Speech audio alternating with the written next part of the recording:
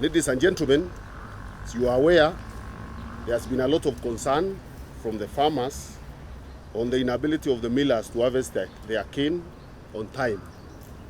This in turn led to delay in cane harvesting, and in some instances, sugarcane of up to 48 months still stayed unharvested in the fields. The ministry, my ministry, held consultative meetings with millers from the affected areas with a view of coming up with agreeable solutions. And the highlights of these agreed solutions are as follows.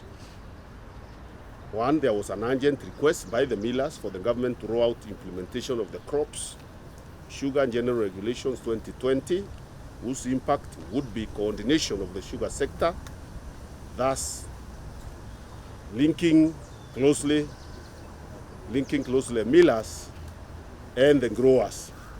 Number two, the directorate to lead a sensitization registration exercise of growers through print and electronic media in a bid to reach out to the so-called independent growers whose cane is not captured in the mill harvesting program.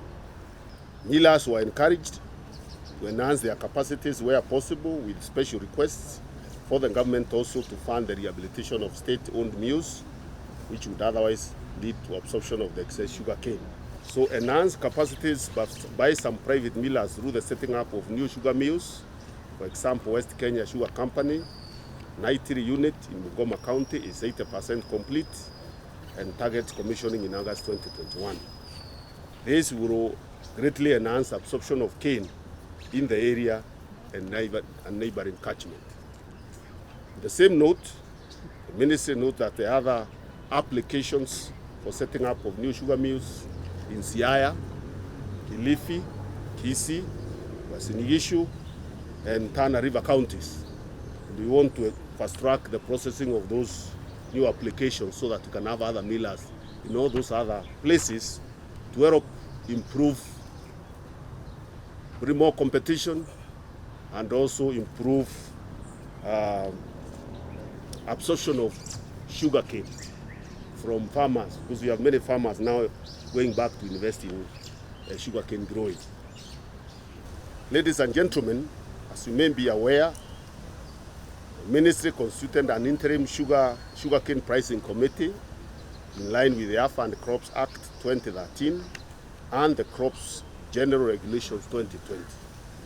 The terms of reference was to, among other things, review the sugarcane prices to farmers, which has stagnated at Kenya shillings 3,700 since the last review by a similar committee in 2018.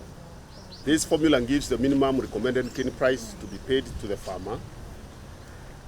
In the 2016 meeting of the Sugar Pricing Committee on 29 May 2009, the committee resolved that the simplified formula be fully adopted by all millers.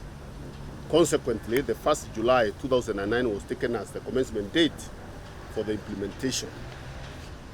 Having considered that the prevailing sugar ex-factory prices over the past 3 months was Kenya shillings 4,659, the committee approved an increase in the price of cane from the current Kenya shillings 3,700 per ton to Kenya shillings 4,040 per ton, effective April 1, 2021, in line with the industry cane pricing formula. I direct the millers to adhere to the new prices while making payment to the farmers. Any farmer being paid less should report to the authority. Any cases of non-compliance will attract a fine of not less than Kenya shillings 500,000 or 1 year imprisonment as per Section 37 of the Crops Act 2013. Basically, we are announcing new prices for cane commencing on the 1st day of April. I think the day after tomorrow, we expect all the millers to start paying farmers on the new prices, which is Kenya shillings 4,040 per ton. That is an improvement from the prevailing prices of 3,700 per ton. So we are announcing that, and we are asking millers, anyone who will deviate from that price will be in for a penalty. We start enforcing from the first day of April to make sure that farmers recoup benefits from the new prices and also from the improved sugarcane situation in the country, so that we also push some of the benefits to the farmers, so that not all the benefits go to the millers. So we are announcing this, and we will ask AFA to enforce and continue surveillance to ensure the new prices are followed.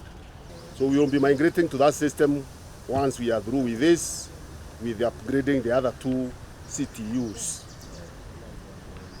Of course, then there will be approval of the manual, then the validation of the formula, and of course the calibration. Once we are done with the installation of all the CTUs, then we will have the calibration, and then we will be able to migrate. We will be able to sensitize farmers and then be able to migrate to the new system. Let me now turn to the sugar importation. Finally, ladies and gentlemen, allow me to briefly touch on the issues of sugar importation. As earlier mentioned, sugar industry has witnessed a steady increase in sugar production due to enhanced investment by both government and private players. However, on the other hand, increase in population has had an upward push in sugar consumption, outpacing domestic production. The country has not reached self-sufficiency in sugar production. For this reason, the country will this year be filling the deficit by importing sugar, especially from the Comesa region. To bridge the gap, in January to December 2020, a total of 442,393 tons of sugar was imported, which includes 140,123 metric tons of industrial sugar. The Comesa country supplied 343,087 tons, which represents 78% of the total imports in this period. All brown sugar originated from the Comesa region, while the balance was imported under duty remission scheme from the rest of the world. With an anticipated production of 660,000 tons and a consumption of 1,067,099 tons, our annual sugar deficit for the year 2021 stands at 210,163 tons of meal white, or otherwise known as brown sugar, which the country shall import to bridge the gap. This figure represents a drop in importation by 40,000 metric tons from 2020, projected deficit of 250,000 metric tons. My ministry has put in place systems in place to ensure that only the deficit quantity shall be imported by registered and licensed importers. All sugar importers are therefore required to comply with the crop sugar imports, exports, and byproducts regulations 2020.